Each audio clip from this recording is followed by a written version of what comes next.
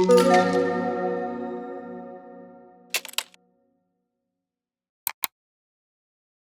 I'm Trevor, the CEO of Parcl. We started Parcl in 2021. I came from the hedge fund world, trading technology, stocks, software, internet payments. Parcl, just a quick overview. I know this is about Solana, but the Parcl ecosystem, we built two components. One is a data component, which effectively accumulates real estate data into a data warehouse and produces real-time price feeds for real estate across the world. This then acts as, so that's off-chain data made for on-chain consumption that feeds into an oracle and is the underpinning of the Parcl protocol, which is a perps exchange that allows levered longs and shorts in real estate. So it's basically a derivatives market on real estate to allow people to speculate on markets today in the US, and over time, actually pretty soon we'll have Dubai, Hong Kong, and then most likely London and Paris. But these are the markets you could trade today. And then we'll also offer crypto markets for cross-margining more volatile assets versus more stable assets like real estate.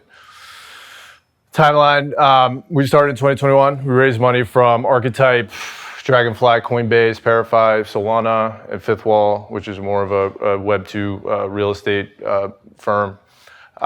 We've had several iterations. We're currently on our third V1, launched in 22. Pretty minimal volume, made some adjustments, got better traction on the second. And then the third launched basically in December. We're about 2.5 billion in volume to date, which is a lot of growth versus the prior two. And we launched our token like 3 months ago. And utilities include governance. You could stake the token for access to the Parcl Labs API. So there's a cross-pollination between the two and further incentives. So why we built on Solana? Basically, we took a first principles approach to this, started in July of 21. It was fairly Solana was pretty new at the time, at least from a awareness perspective. I think the token was like at $20. And we basically had to decide, we're not a primitive on top of a chain. So we could choose to build anywhere. And obviously you need to know where you're going to build the right team to facilitate building the product. So really, we could have picked anything. At the time, though, there were just some considerations. So the roll-ups and layer twos were still kind of new. Polkadot, it was kind of out there with respect to the implementation, and ETH was pretty slow and clunky at the time, and we're building a novel product. We didn't want any additional friction with respect to getting people to use our product. So we took a first principles approach. Solana's fast, it's cheap, and it's scalable on one layer. These are things that we think can facilitate more people coming on and using the blockchain as a whole, because it's more similar to what people have come to expect from the internet experience. Like applications work, they're pretty fast, and they're reliable. So that's why we chose Solana. It's been quite a ride. Right after we started building, it really exploded, and so the price helps the ecosystem in terms of capital and attention and liquidity. There are some flaws in the Solana architecture, kind of get overlooked when the price is going up. It can be solved. And then FTX happened about 2 years ago, which they were very, very levered to Sol, and basically drained the ecosystem of liquidity. So at that point, basically both liquidity from on-chain and then investment. So no one would invest in Solana at that time. So a lot of projects fizzled out. They either went multi-chain or just moved chains altogether. And that's kind of what stood all of last year, I would say, until the Jito airdrop shut up. We didn't leave. It was a very, very deep consideration given some of the problems. Obviously, when the token gets down to a certain level, it's kind of scary.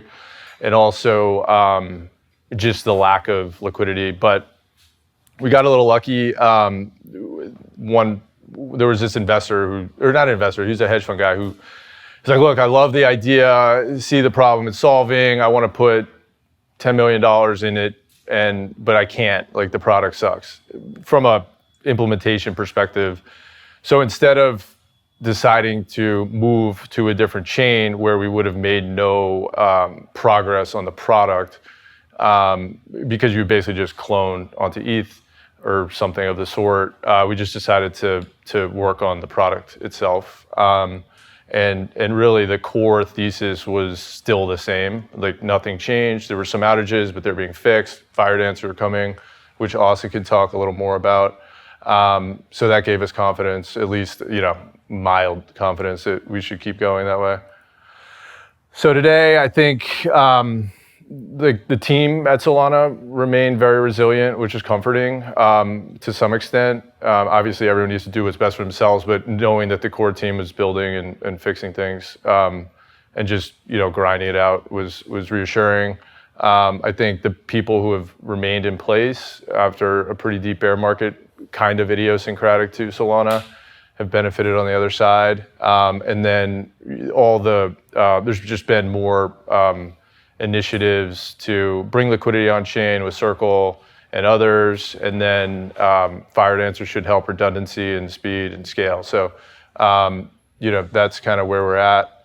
I don't know how many builders there are here. I'll just give some of what we've experienced.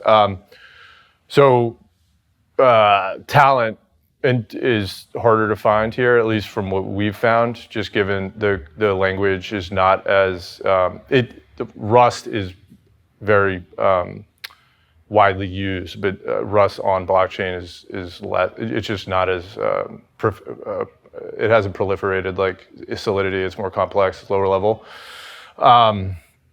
So it's hard. And then also the teams that are still here, kind of a survivor bias, like they're not leaving. Most of them have launched tokens, so they're vested there. So it's not like a fruitful area to find talent. And so time to development is a little more challenging because the talent's a little hard, but nonetheless, it's you could. I would say that the counterpoint to that, which is a positive take, is that it's because of the more technical nature of it. Like, there's not a ton of copycat projects. Like there's a few projects in each category, but I think in ETH there's just a lot of the same projects, for lack of a better word. Some of the tooling and infrastructure probably a little less robust than the ETH ecosystem. That's probably a function of bandwidth from the Solana team. And then I would say it's not a recent phenomenon, but you saw it a lot with NFTs.